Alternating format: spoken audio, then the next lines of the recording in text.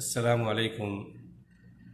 সম্মানিত শ্রোতা মণ্ডলী, আজকে আপনাদের সম্মুখে সূরা ফাতিরের 29 নম্বর আয়াতের সংক্ষিপ্ত তফসির বয়ান করব, যেখানে আল্লাহ রাব্বুল আলামিন আমাদেরকে আখিরাতের একটা লাভজনক ব্যবসার কথা বলছে। যে এই ব্যবসা অর্থাৎ এই আয়াতের প্রতি যদি আমরা আমল করতে পারি, তাহলে আমরা আল্লাহর উপরে ভরসা করতে পারি এমন একটা ব্যবসার, যে ব্যবসার কখনোই কোনো লস কিংবা ক্ষতি নেই। চলুন আয়াতটা কি বলছে আল্লাহ রাব্বুল আলামিন। আউযু বিল্লাহি মিনাশ শাইতানির রাজিম।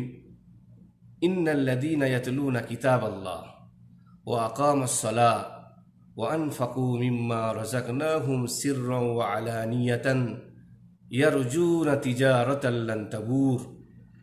অর্থাৎ যে ব্যক্তি আল্লাহ রাব্বুল আলামিনের কালামুল্লাহকে অর্থাৎ আল্লাহ রাব্বুল আলামিনের কিতাব কোরআনকে তেলাওয়াত করে এবং নামাজ আদায় করে, নামাজ কায়েম করে, নামাজকে প্রতিষ্ঠিত করে এবং আল্লাহ রাব্বুল আলামিন তাকে যে রুজি দান করেছেন তার থেকে সে প্রকাশ্যে এবং গোপনীয়ভাবে দান করে, উলাইকা ইয়ারজুনা তিজারাতান লান তাবুর।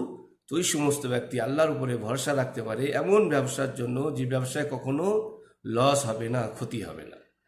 তো ভাইয়ের আমার, সর্বপ্রথম আমাদের কোরআনের সঙ্গে সম্পর্ক জুড়তে হবে, অর্থাৎ দৈনন্দিন কোরআনের সঙ্গে সম্পর্ক জোড়া, অর্থাৎ দৈনন্দিন আমাদের কিছু না কিছু কোরআন তেলাওয়াত করতে হবে। আমরা একটা নিজের জীবনের সঙ্গে কোরআনের সঙ্গে বন্ধুত্ব স্থাপন করি, অর্থাৎ প্রতিদিন ধারাবাহিকতার সঙ্গে আমরা কোরআন তেলাওয়াত করি। চাই আমি 10 আয়াত পড়ি, 20 আয়াত পড়ি, 50 আয়াত পড়ি, একটা সূরা মোকাম্মল পড়ি, এটা প্রতিদিন আমাকে পড়তে হবে। যারা আমরা কোরআন পড়তে জানি না, তারাও যদি এটা মনে করেন যে সূরা ইখলাস, কুল আল্লাহু আহাদ, এই সূরা প্রত্যেকেরই মুখস্থ আসে, আমরা যদি এই নিয়েতে প্রতিদিন 3 বার করে সূরা ইখলাস পাঠ করি, তো আল্লাহ রাব্বুল আলামিন আমাদের তার বিনিময়ে মোকাম্মাল কোরআন খতম করার সওয়াব দান করবেন। এই জন্য যারা কোরআন পড়তে জানি না, তারাও যদি এই আয়াত থেকে উপকৃত হতে চায়, কমসে কম প্রতিদিন 3 বার করে সূরা ইখলাস পাঠ করুন।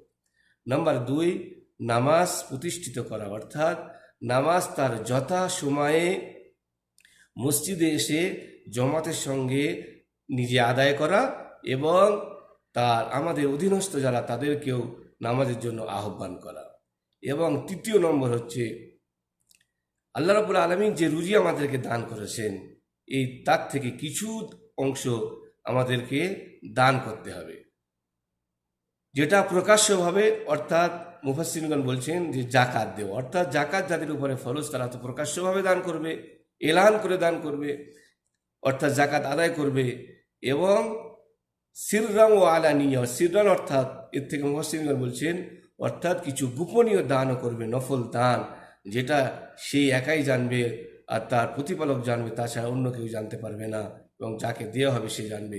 তো এইরকম এই 3টে আমলে যদি আমরা অভ্যস্ত হই, অর্থাৎ দৈনন্দিন কিছু কোরআন তেলাওয়াত করি এবং নামাজটা যথাসময় সঠিকভাবে আদায় করি এবং অল্প কিছু দান সাদকা প্রতিদিন করতে পারি, তাহলে অবশ্যই এটা একটা আমাদের এমন ব্যবসার কথা বলছে আল্লাহ রাব্বুল আলামিন, যে এই ব্যবসায় আমরা কখনোই আমরা ক্ষতিগ্রস্ত হব না, লাভ ছাড়া।